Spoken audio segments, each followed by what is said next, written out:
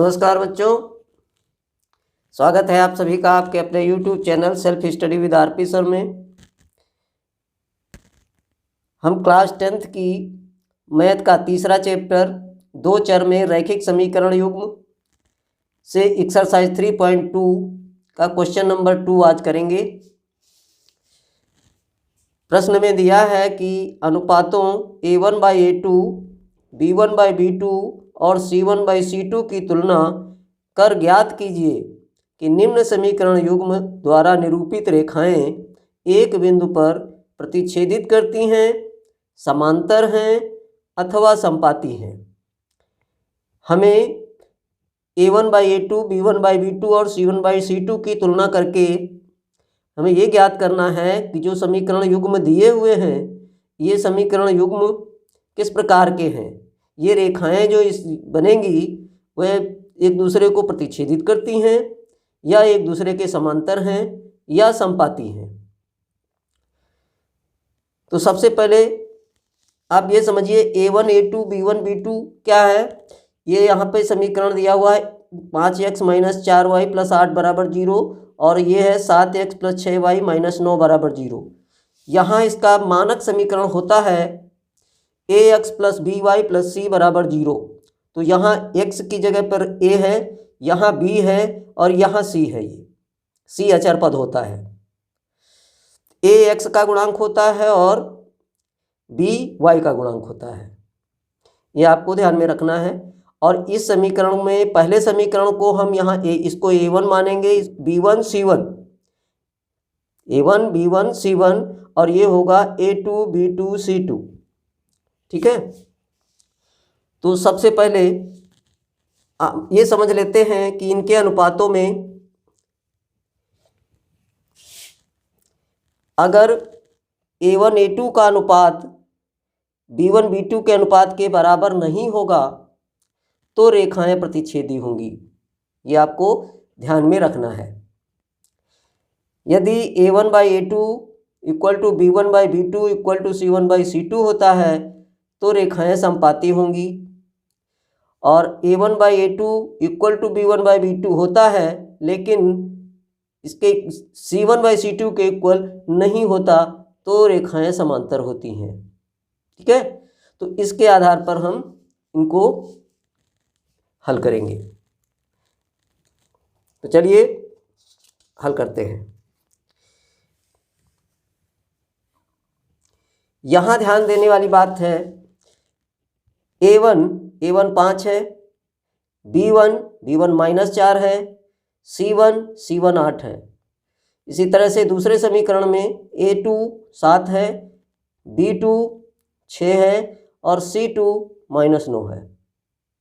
हम इनका अनुपात करेंगे a1/a2, इनको अनुपात के रूप में लिखेंगे a1/a2 = 5/7, b1/b2 = -4/6। अब ये -4/6 जो है ये निम्नतम रूप में नहीं है, हम इसको निम्नतम रूप में लिखेंगे। ये 2 से डिवाइड हो रहा है, 2 दूनी 4, 2 तियां 6, -2/3 हो जाएगा। और इसी तरह से c1/c2 = 8/-9। ठीक है। तो यहाँ देखने में आ रहा है कि a1/a2 b1/b2 के बराबर नहीं है। ये 5/7 है और ये -2/3 है। जो ये बराबर नहीं है, a1/a2 और b1/b2 का अनुपात बराबर नहीं है, इसलिए रेखाएं प्रतिच्छेदी होंगी। क्या होंगी? रेखाएं प्रतिच्छेदी होंगी। ठीक है। चलिए अब करते हैं इसका अगला पार्ट। अगला पार्ट है 9x + 3y + 12 = 0। ये पहला समीकरण है। दूसरा समीकरण है 18x + 6y + 24 = 0। ये दूसरा समीकरण है। तो चलिए इनको a1 a2 और b1 b2 के रूप में इनको लिखते हैं। पहले देखिए a1 = 9, b1 = 3, c1 = 12। अब देखिए दूसरे समीकरण में ये a1 होगा, ये a2 होगा, ये b2 होगा, ये c2 होगा। तो a2 = 18, ये 18 आएगा, b2 6 होगा और c2 24 होगा। अब इनको अनुपात के रूप में लिखने पर ये होगा A1/A2 इक्वल टू 9/18, 9/18। तो अब ये 9/18 को न्यूनतम रूप में करेंगे तो आ जाएगा 1/2। B1/B2 होगा 3/6, 3/6। इसको भी न्यूनतम रूप में करेंगे तो ये आएगा 1/2। इसी तरह से C1/C2 बराबर है 12/24। इसको भी निम्नतम रूप में लिखेंगे तो आएगा 1/2। यहाँ देखने को मिल रहा है कि A1/A2 1/2, B1/B2 1/2 और C1/C2 1/2। यानी कि A1/A2 बराबर B1/B2 बराबर C1/C2 यहाँ पर है, अतः रेखाएं समपाती हैं।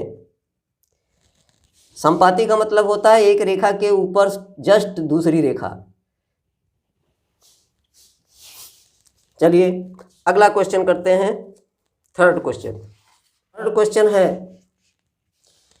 6x - 3y + 10 = 0, 2x - y + 9 = 0। तो यहाँ हम लिखते हैं A1 = 6, B1 = -3 और C1 = 10। अब दूसरे समीकरण में A2 = 2, B2 बराबर, यहाँ पर -y लिखा हुआ है तो इसका मतलब है यहाँ पर 1 छिपा हुआ है, यहाँ -1 होगा B2, और C2 हमारा 9 होगा। अब इनको अनुपात के रूप में लिखते हैं। अनुपात के रूप में लिखने पर A1/A2 6/2 यानी कि 3, B1/B2 -3/-1। जब दोनों में माइनस है तो माइनस कैंसिल हो जाएगा, 3/1 होगा और 1 से डिवाइड करने पर ये 3 आएगा। तो B1/B2 भी 3 है। C1/C2 बराबर है 10/9। तो अब हम इनको देखते हैं कि A1/A2 तो बराबर है B1/B2 के, ये A1/A2 बराबर 3 और B1/B2 बराबर 3, लेकिन C1/C2 बराबर नहीं है 3 के।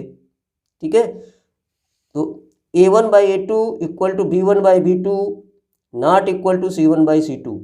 तो यहाँ पर ये रेखाएं समांतर होंगी, क्योंकि A1/A2 = B1/B2 not equal to C1/C2 में रेखाएं समांतर होती हैं, इनका कोई हल नहीं होता है।